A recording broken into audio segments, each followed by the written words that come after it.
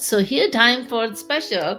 So for special today, I wanted to share concern, an issue that one of my patients brought last week. So she was feeling very overwhelmed with the decision making.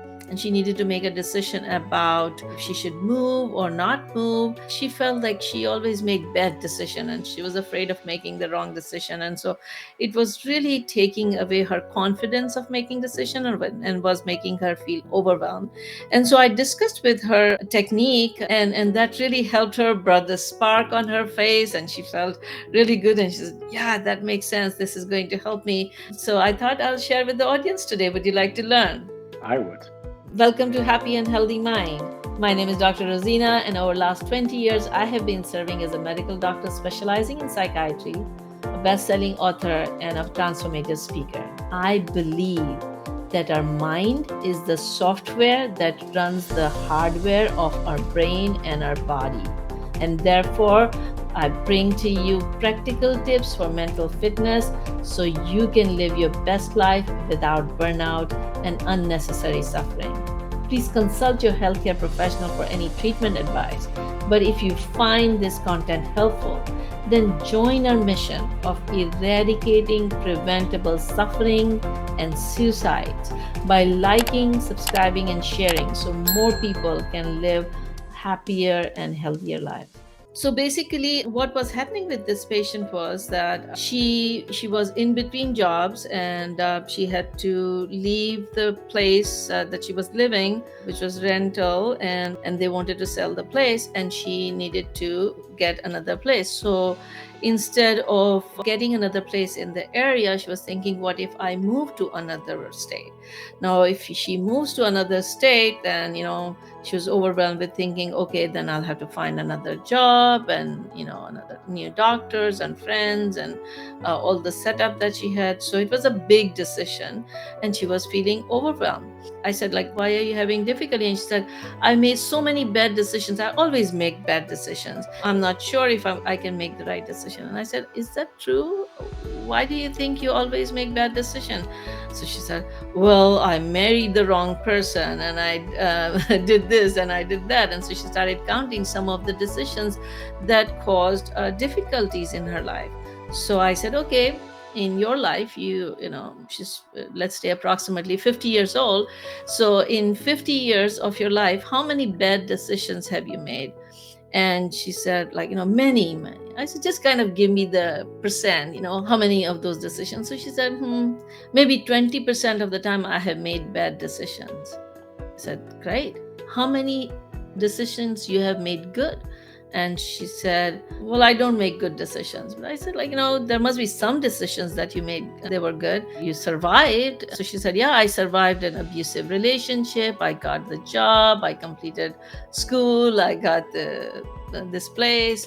And so she started counting some of the decisions that were good decisions. So I said, okay, how many good decisions have you made in life? And she said, I don't know, but yeah, if you start counting all the things that I just don't take them out there and count them because they did not result in a bad consequence. So I said, okay, but then don't disregard them. Tell me how many approximately. So she said, okay, maybe 50 decisions I made that were good. All right.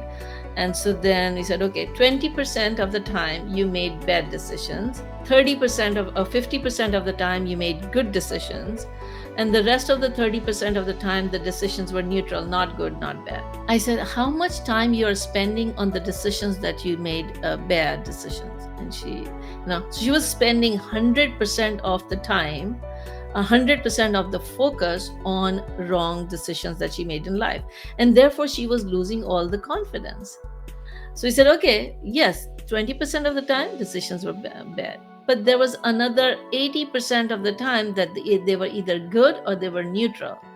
So if you spend 80% of the time thinking about it, focus that, yes, there is 80% of the chance that you may make good decision. How does that make you feel?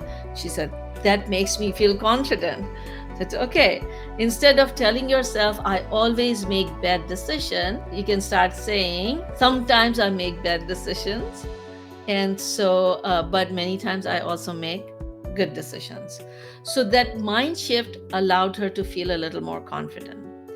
Then was the second, was more nitty-gritty technique where, okay, her options were either she stays within the area or she moves out of the area to another state where there is warmer weather. Or so I said, okay, let's make a sheet of paper. You make a T chart, plus minus T chart. You take a sheet of paper. You said, what are the benefits if I take option one, and what are the consequences that may happen? So plus minus.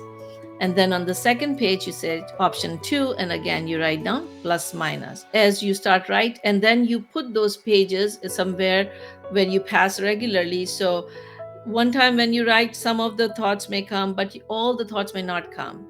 So next day you're walking by, oh, this would be the benefit of if I move or if I don't, or this can be the consequence of this. And so we went over some of the positives and negatives of either option of the decision. And the third thing that you can bring in is the concept of 10-10-10. So I was just reading the book 10-10-10 by Julie Welch. Have you read that? Yeah. So she kind of in her life she came up with this tool when she had to make a big decision, and it's been used by a lot of people, benefited from that. So the question you ask is, what would be the consequence or after effect of this decision in 10 minutes, 10 months, and 10 years? So like immediate, intermediate, and long term. So for my patient, if she would make a decision about staying in the area, there was immediate benefit that she didn't have to look for, her doctors or her friend, her networks where she can engage in. So that was an immediate benefit of staying in the area. What would happen in 10 months? Well, I'll be still in the same area where I don't want to stay. So then she would start, then she said, I would start feeling uncomfortable. What would happen in 10 years? When 10 years, I would be really unhappy that I didn't make a decision, and then I would make this decision later on in my life. So that really helped her make a decision that she felt confident that although immediately she would have to go through some difficult steps, but in the long run, the decision to move would benefit her. And so it allowed her doing these 3 steps allowed her to make a decision that she felt confident. So step number 1 was to shift the mindset from negative, I make bad decisions, to I also make good decisions based on the information I had this time.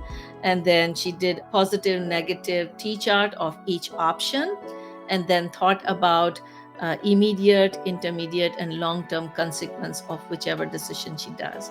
And so then at the end, she was able to say, based on the information I have at this time, the best decision is, and therefore I choose to. So that is what I would recommend, that if you guys are going through some decisions and you're finding that it is hard for you to feel confident about it, going through this technique may help. So what do you think about that, Matthew? That is interesting. I like it a lot. Yeah, it makes a lot of sense. Thank you for sharing that. Decision making is so important. So, yeah, and we are making the decisions all the time. Indeed. So on that note, let me say stay safe and healthy. Till next time, Dr. Rozina, and thank you, Matthew, for joining. Thank you very much. It's been a pleasure.